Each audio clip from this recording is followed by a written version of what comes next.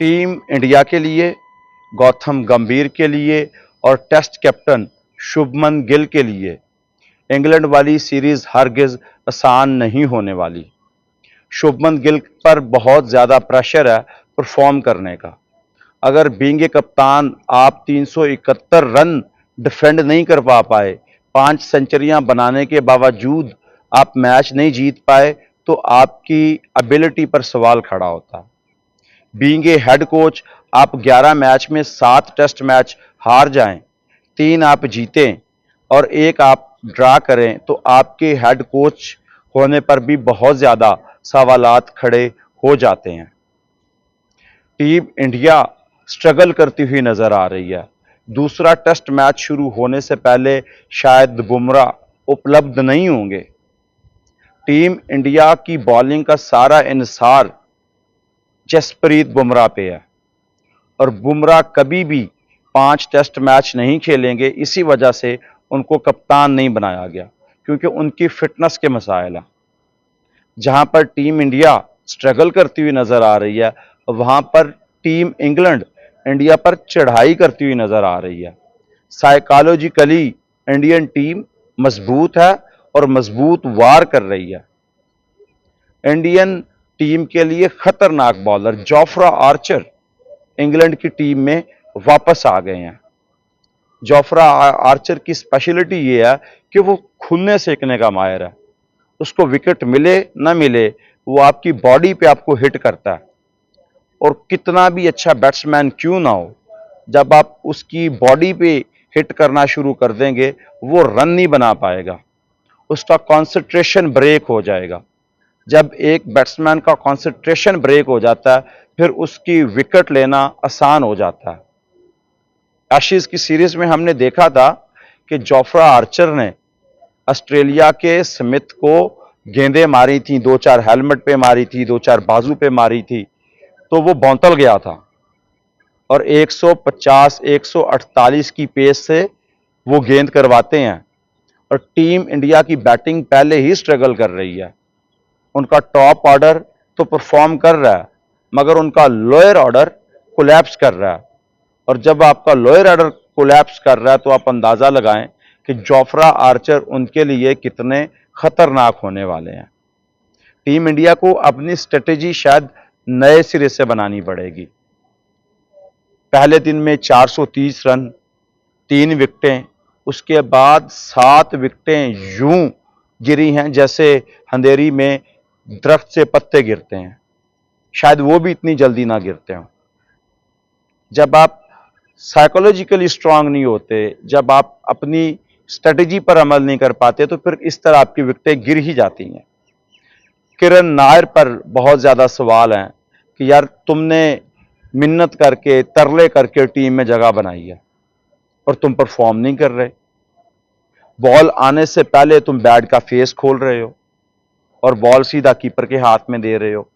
पहली इनिंग में आप अंडे पे गए हैं, दूसरी इनिंग में आप जो है वो बॉलर को कैच पकड़ा रहे हैं।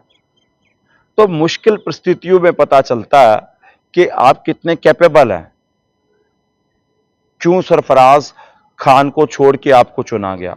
अब इस पे भी सवाल खड़े होने शुरू हो गए हैं। शुभमन गिल की कप्तानी पे पहले मैच से सवाल खड़े होने शुरू हो गए हैं। जब बॉर्डर गावस्कर ट्रॉफी में रोहित शर्मा कुछ नहीं कर पा रहे थे as a captain, as a batsman, तो एक सीनियर प्लेयर ने कहा था, विराट कोहली ने, कि अगर आप मुझे कप्तानी देते हैं तो आई विल चेंज एवरीथिंग। और टीम का मोमेंटम बनना बहुत जरूरी है।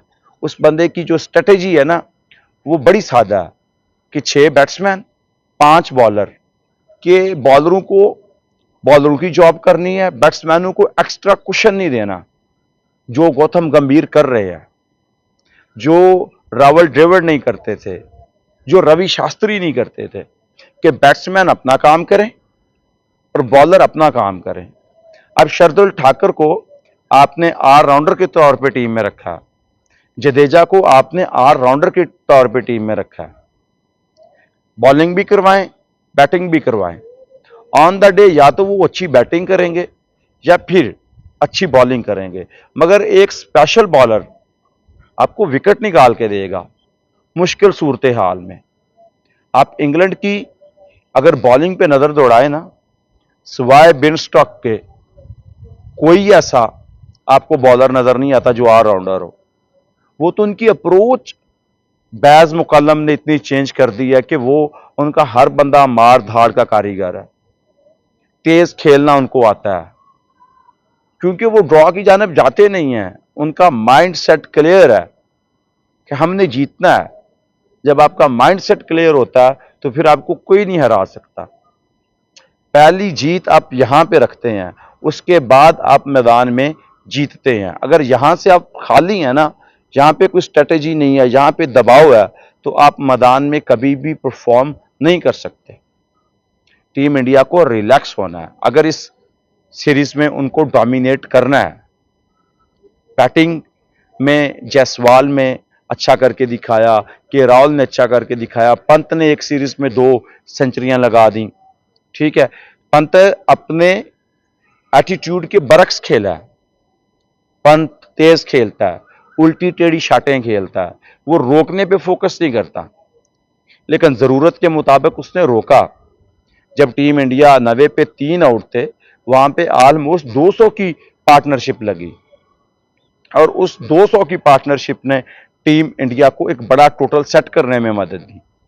वो तो बॉलिंग डिफॉल्ट है ना, कि आपकी बॉलिंग 371 रन को डिफेंड नहीं कर पाई, क्योंकि आपके पास कोई प्लान नहीं था।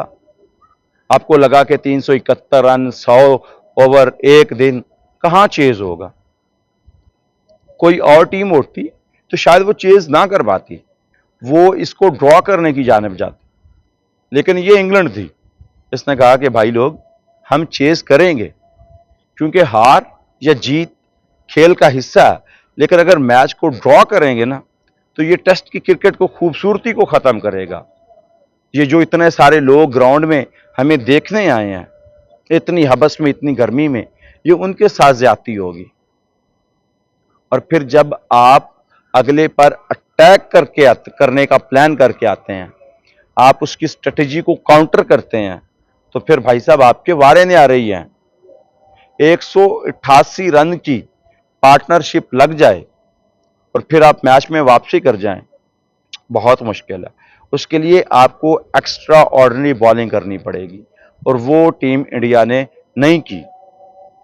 टीम इंडिया का सारा भरोसा बुमराह पे था, और बुमराह डिलीवर नहीं कर पाए तो पूरी बॉलिंग डिलीवर नहीं कर पाई।